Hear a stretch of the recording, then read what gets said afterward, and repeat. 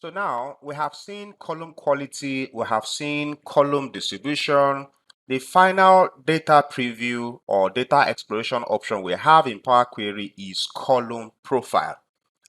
Column profile allows us to see a quick statistical summary about a column, just like the CV of a particular column.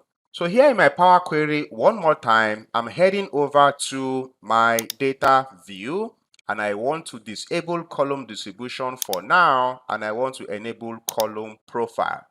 Unlike column distribution and column quality, column profile only displays information about a selected column.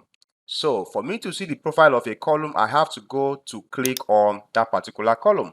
Now, one thing about column profile is that when you select a column like that, it's going to show you a quick statistics about that column, and that statistics include the number of error values and the number of empty values that you have in that column. Does that sound familiar?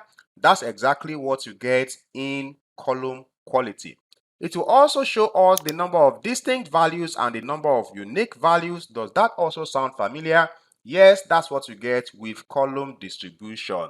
So, column profile in essence gives us statistics about a column, including the features of column quality and the features of column distribution in showing the number of error and empty values, and also showing the number of distinct and unique values, plus some other stats about the particular column. So for example, on this date column, it shows us the number of dates that we have there. That is 9 dates, and it's also showing us the smallest date value that we have, which is the 20th of December of a particular year, and it also shows us the highest date that we have, and also includes the median or the mid date that we have in the column. The statistics that will be displayed by column profile depends on the data type of the column in selection.